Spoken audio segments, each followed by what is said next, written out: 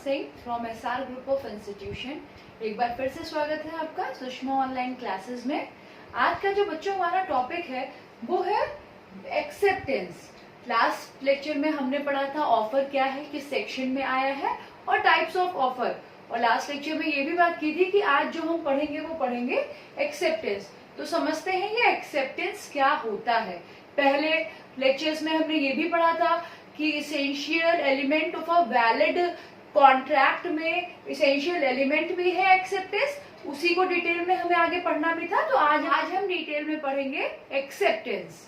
Acceptance जो है वो सेक्शन 2B में आया है, ये जरूरी चीज है, आप इसे नोट भी कर लीजिए। एक्सेप्टेंस जो है वो किस सेक्शन में आया है, 2B में आया है, और ऑफर किस सेक्शन में आया था, 2A में आया था। तो जो एक्सेप्टेंस है जो कि 2B में आया है, ये क्या होता है ये समझिए। एक्सेप्टेंस जो होता है वो तब होता है जब एक पार्टी किसी दूसरी पार्टी को कोई ऑफर देती है, यानी कि एक पार्टी दूसरी पार्टी को कोई प्रपोजल देती है और दूसरी पार्टी उस प्रपोजल को एक्सेप्ट कर लेती है या उस ऑफर को एक्सेप्ट कर लेती है, तो ये प्रोसेस क्या बन जाता है, एक्सेप्टेंस बन जाता है। और विदाउट एक्सेप्टेंस कोई भी कॉन्ट्रैक्ट पॉसिबल नहीं है, क्योंकि एक कॉन्ट्रैक्ट में मिनिमम 2 पार्टीज होनी चाहिए, एक जो ऑफर बनाएगी और दूसरी जो उसे एक्सेप्ट करेगी। तो जब तक किसी भी ऑफर का एक्सेप्टेंस नहीं होगा कॉन्ट्रैक्ट पॉसिबल नहीं है। इसीलिए एक्सेप्टेंस जो था वो essential element of a valid contract भी था।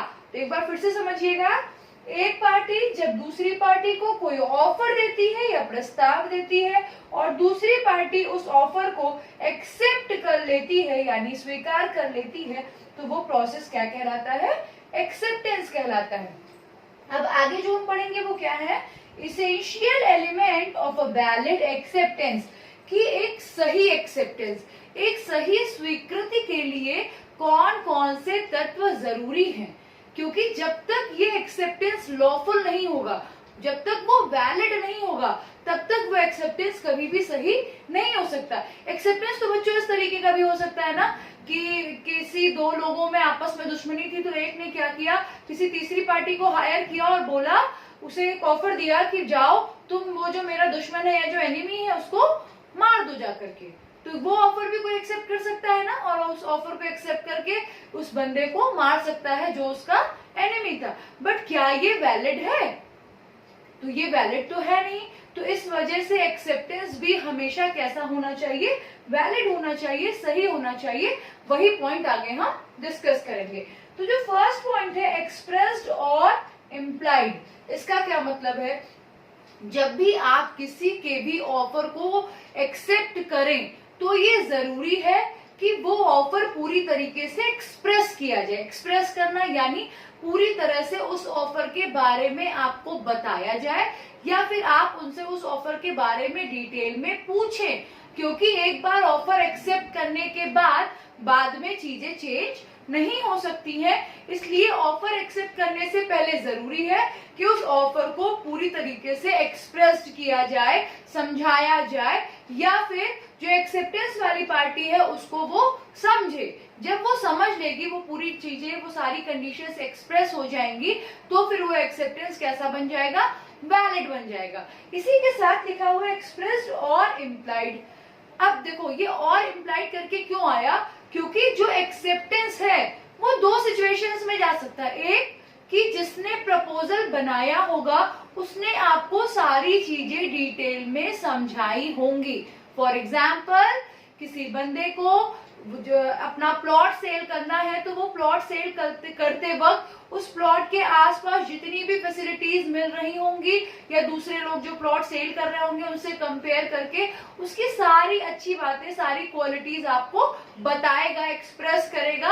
अगर आप उससे इन्फ्लुएंस होंगे तो उसके ऑफर को एक्सेप्ट कर लेंगे और उस प्लॉट को परचेज कर लेंगे। तो ये कैसा एक्सेप्टेंस हो गया कि एक्सप्रेस्ड एक्सेप्टेंस हो गया। वहीं पे दूसरा लिखा हुआ है इम्प्लाइड।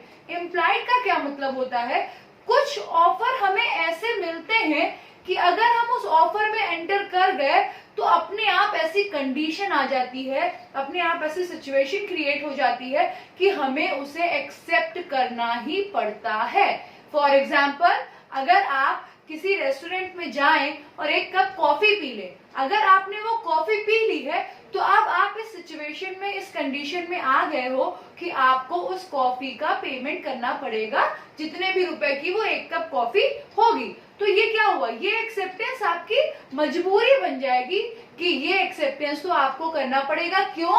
क्योंकि आपने उसके ऑफर के थ्रू जो आपको सर्विस मिल रही थी वो सर्विस आपने ले ली है। तो इस तरीके की सिचुएशन जब आती है तो वो कैसे एक्सेप्टेंस हो जाता है, इम्प्लाइड हो जाता है। तो ये वैलिड माना जाएगा, वैलिड एक्सेप्टेंस में आएगा, चाहे वो एक्सप्रेस्ड एक्सेप्टेंस हो या फिर वो इम्प्लाइड एक्सेप्टेंस हो, ये दोनों ही एक्सेप्टेंस वैलिड एक्सेप्टेंस में आते हैं, यानी सही एक्सेप्टेंस में आते हैं। नेक्स्ट पॉइंट है एब्सोल्यूट। एब्सोल्यूट का मतलब क्या होता है, सही होनी चाहिए चीजें, गलत नहीं होनी चाहिए। अगर सारी चीजें सही है तो एक्सेप्टेंस वैलिड है। अगर आपने कुछ भी गलत किया है या कुछ भी गलत तरीके से चीजें एक्सेप्ट करी है जो कि इलीगल है, तो फिर आपका एक्सेप्टेंस वैलिड नहीं माना जाएगा। तो ये जरूरी है कि आपका जो एक्सेप्टेंस है कॉन्ट्रैक्ट के अंदर वो ऐसा हो जो पूरी तरह से सही हो। नेक्स्ट पॉइंट है मोड प्रिस्क्राइब्ड। ये बहुत इंपॉर्टेंट पॉइंट है कि मोड प्रिस्क्राइब्ड का क्या मतलब होता है। जब भी आप किसी कॉन्ट्रैक्ट में आते हैं, एक पार्टी ऑफर देती है, दूसरी पार्टी उस ऑफर को एक्सेप्ट करती है। प्रॉब्लम क्या हो जाती है, कभी कभी ऑफर ब्रेक होने का या फिर आपका कॉन्ट्रैक्ट ब्रेक होने का रीजन ये बन जाता है कि मोड नहीं प्रिस्क्राइब्ड किया जाता। अगर मोड आप प्रॉपर नहीं प्रिस्क्राइब्ड करोगे उस कॉन्ट्रैक्ट का या उस ऑफर का, तो फिर प्रॉब्लम क्रिएट होनी ही है। एक छोटे से एग्जाम्पल से समझने की कोशिश करते हैं।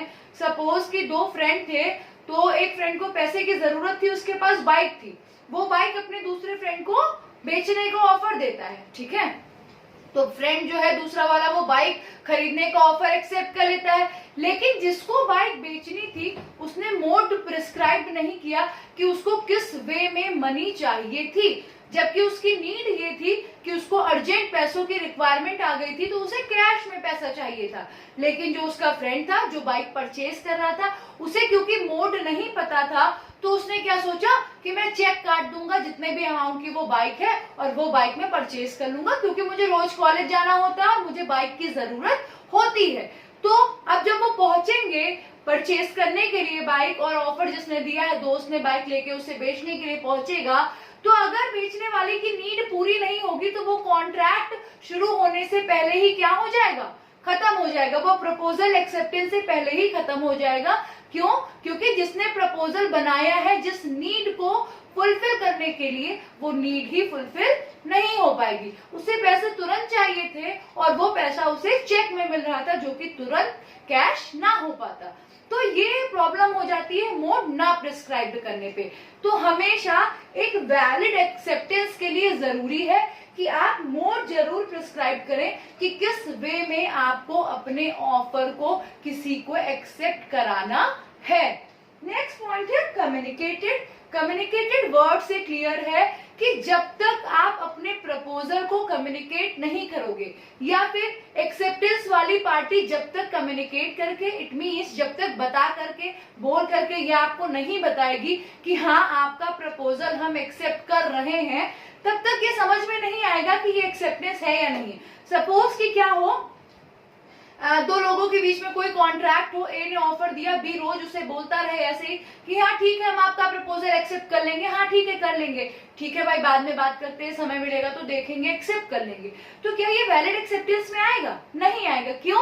क्योंकि वो प्रॉपर कम्युनिकेट नहीं कर रहा है आपसे, वो आपके प्रपोजल को बार बार टालने की कोशिश कर रहा है। अगर उसको आपके प्रपोजल में इंटरेस्ट होता तो वो क्लियरली आपको कम्युनिकेट करता, पर्टिकुलर डेट पे, पर्टिकुलर लोकेशन पे हम आपको मिलेंगे, आप वो कॉन्ट्रैक्ट पेपर ले आइएगा, उसे हम एक्सेप्ट कर लेंगे और हम दोनों के बीच में कॉन्ट्रैक्ट हो जाएगा।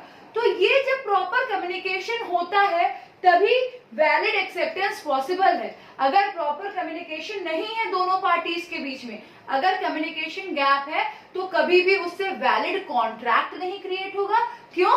क्योंकि वहां पे वैलिड एक्सेप्टेंस नहीं होगा। तो इसलिए जरूरी है वैलिड एक्सेप्टेंस के लिए कि कम्युनिकेशन हो दोनों पार्टीज के बीच में प्रॉपर।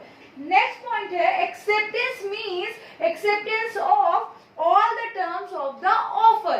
क्या मतलब होता है इसका?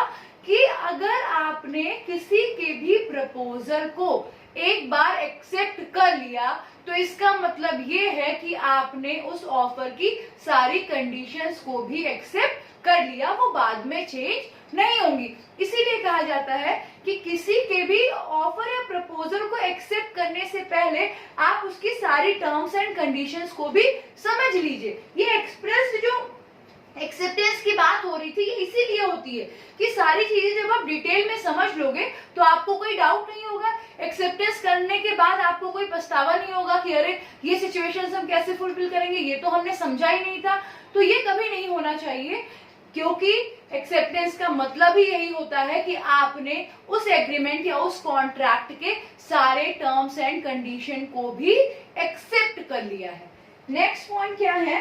Reasonable time. रीजनेबल टाइम का क्या कॉन्सेप्ट है वैलिड एक्सेप्टेंस के लिए कि अगर कोई प्रपोजल लिमिटेड टाइम पीरियड के लिए बनाया गया है और उस लिमिटेड टाइम पीरियड में आपने उसको एक्सेप्ट नहीं किया, उस टाइम के बाद आपने एक्सेप्ट किया, तो वो वैलिड एक्सेप्टेंस नहीं होगा। कि आपको किसी ने कोई प्रपोजल दिया जिसकी टाइम लिमिट 2 डेज था और आप वो 2 दिन निकल गए और चौथे दिन उसके पास पहुंचते हैं, कहते ठीक है भाई आपका प्रपोजल हमें एक्सेप्ट है, हम आपके साथ कॉन्ट्रैक्ट करना चाहते हैं, तो क्या ये पॉसिबल होगा?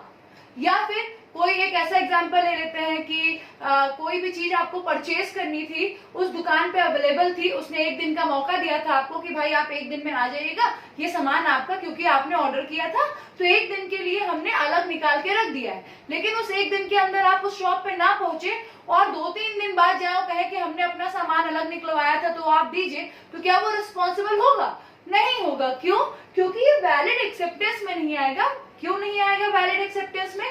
क्योंकि आपने सही समय पे उस प्रपोजल को एक्सेप्ट नहीं किया, इस वजह से वो वैलिड एक्सेप्टेंस नहीं होगा। तो ये जो पॉइंट होते हैं वो हमें एक्सेप्टेंस यानी किसी भी ऑफर की स्वीकृति के समय ध्यान में रखने जरूरी होते हैं। अगर ये हम ध्यान में नहीं रखेंगे तो हमारा एक्सेप्टेंस कभी भी वैलिड नहीं होगा। एक बार फिर से रिवाइज करते हैं सारी चीजों को शॉर्ट में। एक्सेप्टेंस सेक्शन 2B में आया है। एक्सेप्टेंस होता क्या है? जब एक पार्टी दूसरी पार्टी को कोई ऑफर देती है और दूसरी पार्टी उस ऑफर को एक्सेप्ट कर लेती है, तो ये क्या बोला जाता है? एक्सेप्टेंस बोला जाता है, ये एक्सेप्टेंस हो जाता है। फिर essential element of a valid acceptance का क्या मतलब है? कि वो जरूरी तत्व जो एक सही स्वीकृति, एक सही एक्सेप्टेंस के लिए जरूरी है, वो क्या क्या हो सकते हैं। तो पहली चीज ये हुई कि जो एक्सेप्टेंस है वो एक्सप्रेस्ड और इम्प्लाइड दोनों हो सकता है। एक एक्सेप्टेंस ऐसा भी हो सकता है जिसमें सारी डिटेल एक्सप्रेस्ड फॉर्म में आपको बताई जाएंगी, यानी कि एक्सप्रेस की जाएंगी, और एक ऐसा भी हो सकता है जिसमें ऐसी सिचुएशन क्रिएट हो जाएगी कि आपको उस प्रपोजल या उस ऑफर को एक्सेप्ट ही करना पड़ेगा। नेक्स्ट पॉइंट है एब्सोल्यूट। हमेशा एक्सेप्टेंस आपका सही होना चाहिए, एब्सोल्यूट होना चाहिए। Mode prescribed. एक्सेप्टेंस हमेशा तभी होना चाहिए जब प्रॉपर मोड प्रिस्क्राइब्ड किया गया हो, अदरवाइज क्या होता है, मोड ना प्रिस्क्राइब्ड करने की वजह से कॉन्ट्रैक्ट ब्रेक होने का डर रहता है। नेक्स्ट पॉइंट है कम्युनिकेटेड। जब तक आपस में प्रॉपर कम्युनिकेशन नहीं होगा तो वो वैलिड एक्सेप्टेंस हो ही नहीं सकता, और वैलिड एक्सेप्टेंस नहीं होगा तो आपका कॉन्ट्रैक्ट भी वैलिड नहीं बनेगा। तो जरूरी है कि जो भी पार्टीज कॉन्ट्रैक्ट में एंटर करती है उनके बीच में आपस में कम्युनिकेशन हो। नेक्स्ट पॉइंट है acceptance means acceptance of all the terms of the offer. इसका क्या मतलब है कि अगर हमने किसी के प्रपोजल को एक्सेप्ट किया है, इसका मतलब हमने उस प्रपोजल या उस ऑफर के सारे टर्म्स एंड कंडीशन को भी एक्सेप्ट किया है। Last point reasonable time. जितना समय प्रपोजल को एक्सेप्ट करने को आपको दिया जा रहा है उतने ही समय में आपको वो प्रपोजल एक्सेप्ट करना है, अदरवाइज आप वो प्रपोजल एक्सेप्ट नहीं कर पाओगे। क्यों? क्योंकि वो रीजनेबल टाइम निकल चुका होगा। तो ये जरूरी पॉइंट है। तो ये आज का टॉपिक था। मैं उम्मीद करती हूँ आप लोगों को समझ में आया होगा। Thank you so much.